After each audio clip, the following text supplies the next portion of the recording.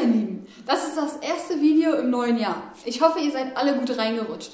Heute wechsle ich den Zahnriemen am Astra G. Das ist der X16 SZR Motor verbaut. Das ist der mit nur 8 Ventilen. Viel Spaß!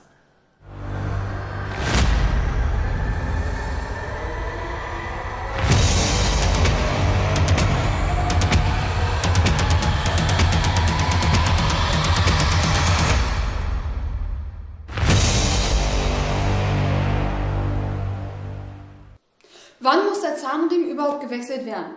Solche Informationen findet man meistens im Serviceheft. In dem Fall bei 120.000 Kilometer oder spätestens nach 8 Jahren. Schauen wir mal hier aufs Schild. Da steht, dass er das letzte Mal am 16.02.2012 gewechselt wurde. Also vor über 10 Jahren. Also wird es höchste Zeit, den zu wechseln. Fangen wir an. Als erstes muss der Luftfilterkasten raus. Dafür müssen die beiden Ansaugrohre ab. Normalerweise löst man die Schellen, aber die bekommt man bescheiden wieder zusammen. Ich ziehe die gewaltsam ab.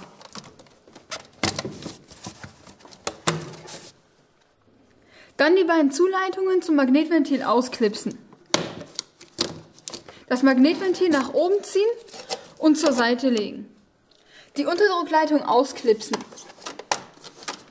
Mit dem T30 Torx die Schraube hier rausschrauben und dann kann man den Luftfilterkasten rausrupfen.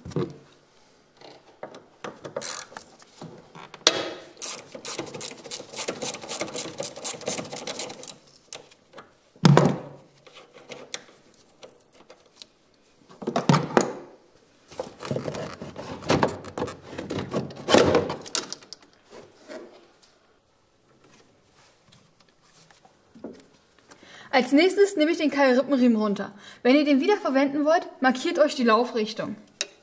Dafür muss man mit einem 15er Ringschlüssel hier an der Spannrolle gegen die Fahrtrichtung drücken. Dann kann man den Riemen runternehmen.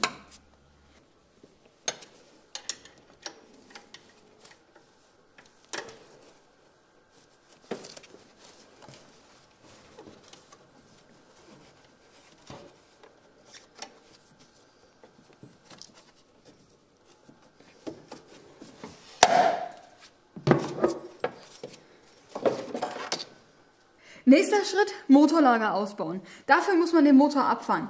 Das kann man mit einer Motorbrücke machen, aber da hat man zu wenig Platz zum Arbeiten. Darum habe ich den Motor unten mit einem Holz und einem Warnheber abgefahren. Nun kann man es abschrauben.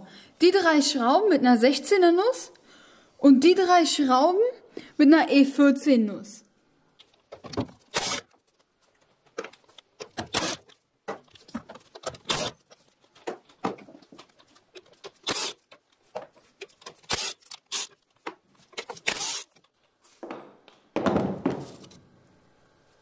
Jetzt kann man schon die obere Zahnriemenverkleidung abnehmen. Dafür schrauben wir mit einer E10er Nuss die 3 Schrauben raus. Danach kann man den Deckel nach vorne abziehen.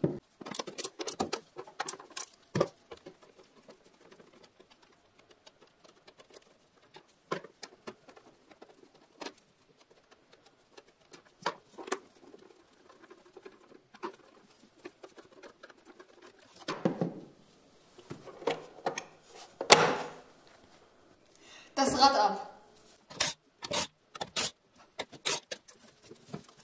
Als nächstes müssen wir 2 Schrauben mit einem T25 Torx von der Rathausschale abschrauben, um die Verkleidung abbauen zu können.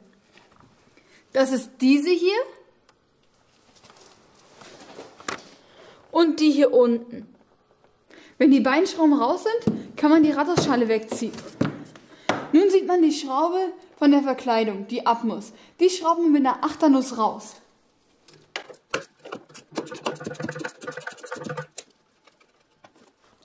Jetzt noch die beiden Schrauben hier unten.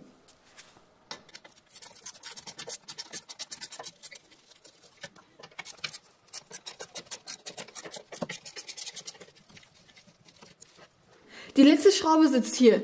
Die noch rausschrauben. Dann ist die Verkleidung ab.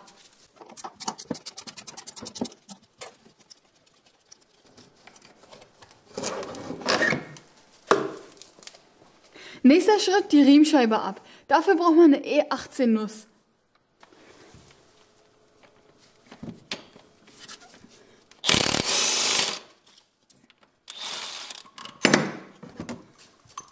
Die Spannrolle muss muss auch noch ab. Dafür schraubt man mit einer E14 Nuss die Schraube hier raus.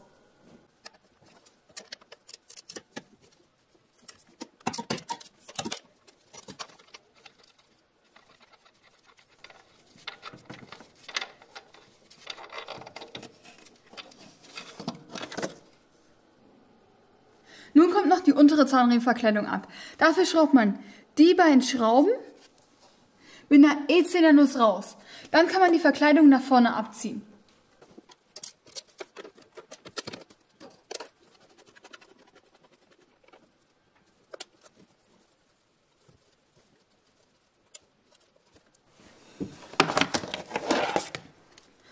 Ich habe die Schraube von der Riemenscheibe wieder reingedreht und dann wird die Kurbelwelle so weit gedreht, bis der Pfeil genau auf die Kerbe hier zeigt.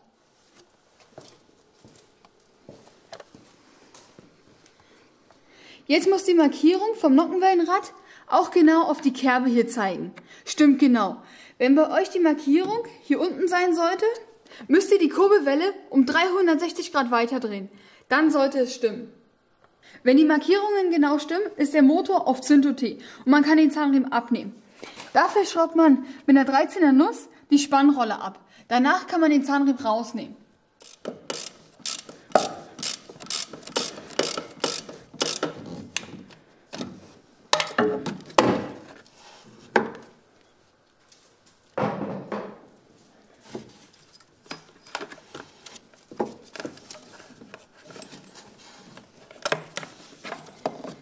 Ich habe den Motorhalter jetzt ausgebaut, damit ihr alles besser sehen könnt. Das braucht ihr nicht machen. Es sei denn, ihr wechselt das Thermostat gleich mit, was ich euch empfehlen würde. Das sitzt genau hier hinter der Zahnriemenverkleidung. Brauche ich in dem Fall nicht machen, weil der beim letzten Zahnriemenwechsel mitgemacht wurde. Wenn ihr den wechseln wollt, müsst ihr noch das Nockenwellenrad runternehmen und die Zahnriemenverkleidung abschrauben. Das sind 4 Schrauben. 2 hier, eine hier und eine hier. Jetzt geht's weiter mit der Wasserpumpe. Die muss noch raus. Dafür schraubt man mit einem 5er Imbus die 3 Schrauben raus.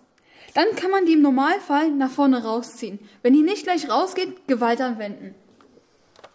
Macht euch ein Auffanggefäß drunter, denn es kommt viel Wasser raus.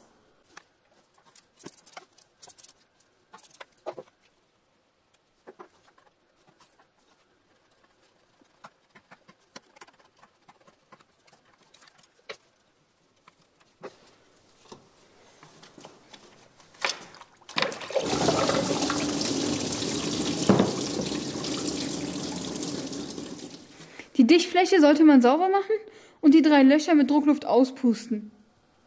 Schauen wir uns mal kurz die ausgebauten Teile an. Der Zahnriemen hat fast keinen Verschleiß. Und die Wasserpumpe sieht auch noch fast aus wie neu. Aber das liegt daran, dass der Astra seit dem letzten Zahnriemenwechsel nicht mal 5000 Kilometer gefahren ist. So, hier sind die neuen Teile. Der Keilrippenriemen und ein kompletter Satz von SKF. Da drin sind eine neue Wasserpumpe, eine neue Spannrolle, die ist schon vorgespannt. Wenn die bei euch nicht vorgespannt sein sollte, vorspannen. Wenn man keinen Splint hat, kann man einfach einen Bohrer nehmen, der durch die beiden Löcher passt. Eine Schraube für die Spannrolle. Und der Zahnriemen. Ich verlinke euch alle Teile wie immer in der Videobeschreibung. Jetzt können wir alles wieder einbauen. Als erstes kommt die neue Wasserpumpe rein. Aufpassen, dass die Dichtung richtig sitzt. Am besten man schmiert die Dichtung ganz dünn mit Vaseline ein. So kann man die Wasserpumpe leichter drehen. Denn hier wird der Zahnriemen über die Wasserpumpe gespannt. Die Wasserpumpe so einstecken, dass die Nase hier circa auf der 4 Uhr Stellung steht. Dann die 3 Schrauben wieder rein. Die erstmal nur so weit reinschrauben, bis die anliegen. Die Wasserpumpe muss ich noch mit der Hand drehen lassen.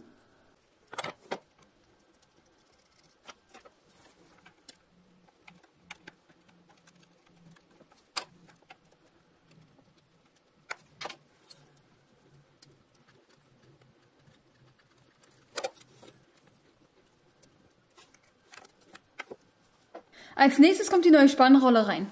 Darauf achten, dass diese Nase genau in das Loch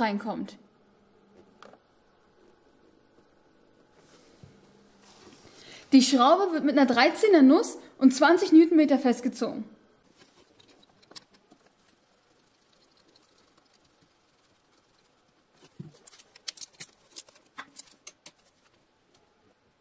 Jetzt kommt der neue Zahnriemen drauf. Der ist nicht laufrichtungsgebunden. Ich mache den immer so drauf, dass man die Schrift lesen kann. Man fängt bei der Kurbelwelle an,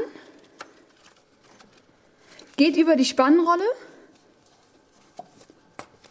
dann über die Wasserpumpe,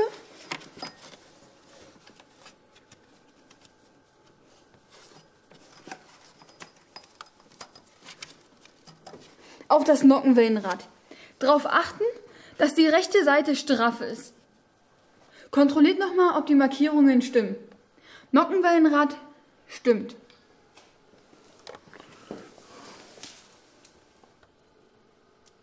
Und hier unten stimmt's auch. Nun kann man den Splint von der Spannrolle ziehen.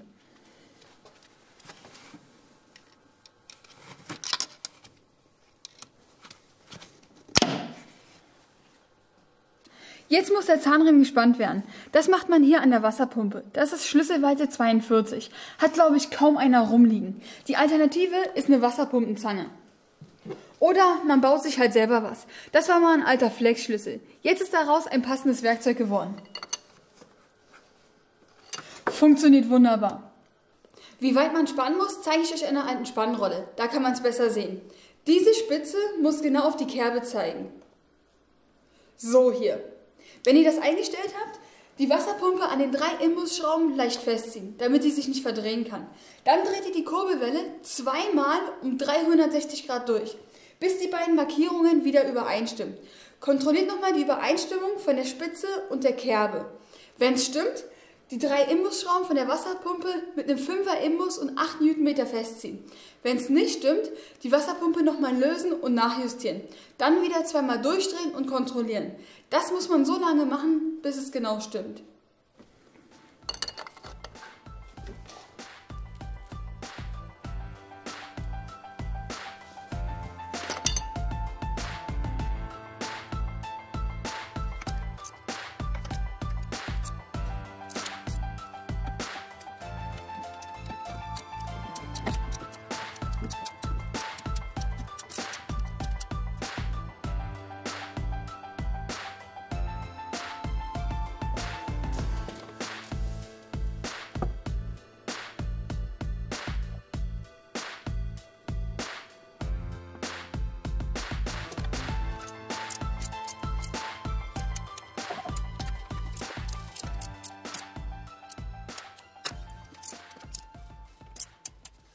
Bei mir musste ich das ganze Spiel zweimal machen, bis es genau gestimmt hat. Aber jetzt ist es okay.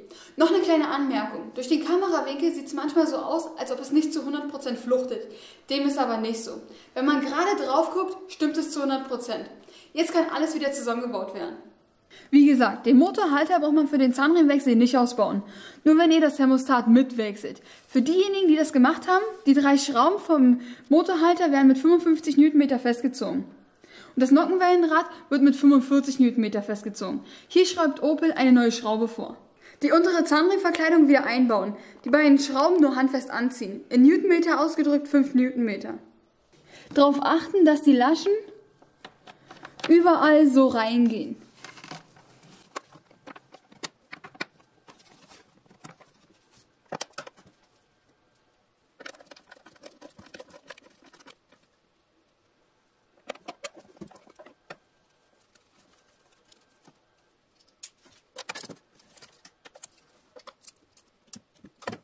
Das Gummi gehört natürlich hinter die Verkleidung.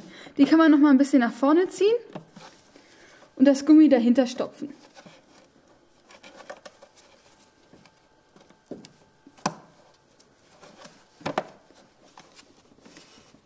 Die Spannrolle für den Keilrippenriemen wieder rein. Ich habe die im Schraubstock schon vorgespannt und einen Splint durchgeschoben. Macht sich nachher leichter. Hier darauf achten, dass man die beiden Pins in die dafür vorgesehenen Löcher steckt. Die Schraube wird mit 42 Newtonmeter festgezogen.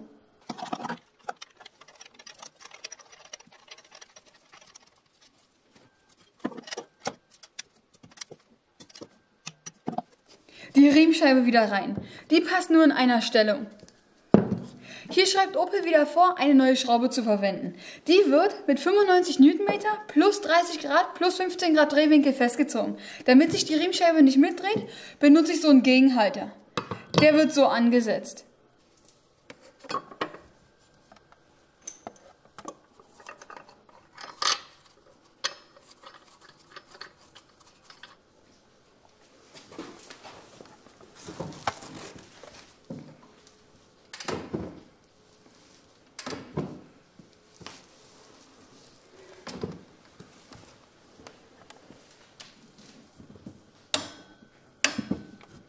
Hier ist echt kein Platz zum Filmen. Darum habe ich die 30 Grad plus 15 Grad Drehwinkel erst gar nicht gefilmt. Da hätte man ja nur meinen Rücken gesehen. Aber ich sage das extra deswegen, damit man die 2 Schritte nicht vergisst. Die obere Zahnriemenverkleidung wieder rein. Die 3 Schrauben werden auch nur handfest festgezogen.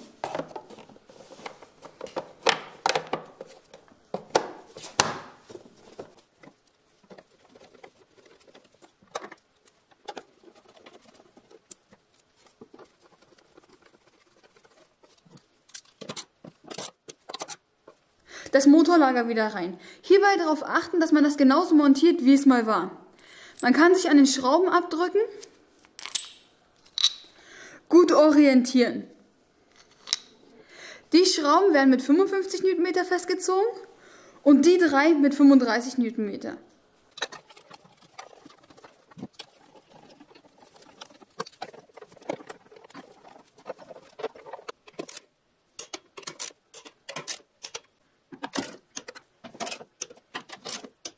Den Keilrippenriemen auflegen. Die Schrift so rum, dass man die lesen kann.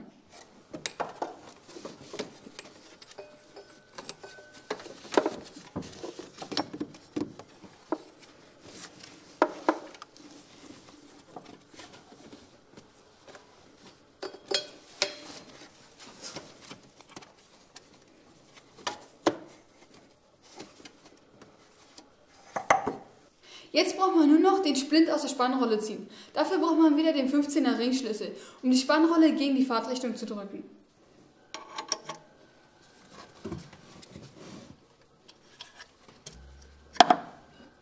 Den Luftfilterkasten wieder rein. Darauf achten, dass die Nase hier reinkommt.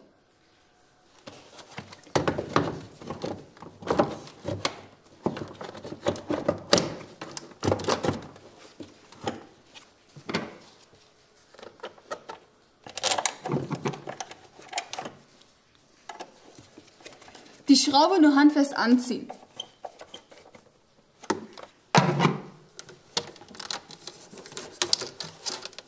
Die Ansaugrohre wieder drauf.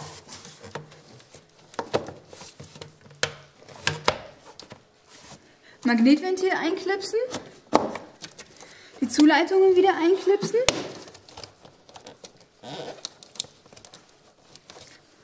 Die Unterdruckleitung einklipsen.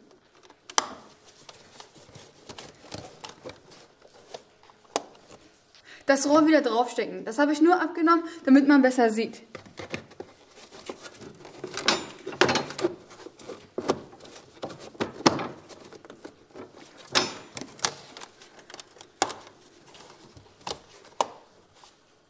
Zum Schluss noch die Abdeckung wieder ran. Die 4 Schrauben auch nur handfest anziehen. Und die 2 Schrauben von der Radhausschale auch wieder nur handfest anschrauben. Dann das Rad noch dran. Das wird über Kreuz mit 110 Newtonmeter festgezogen. Fertig. Nicht vergessen, noch Kühlwasser aufzufüllen. Am besten bis zur Hälfte auffüllen. Motor warm laufen lassen, bis das Thermostat öffnet. Dann, was fehlt, auffüllen. Jetzt starten wir mal den Motor und schauen mal, ob wir alles richtig gemacht haben.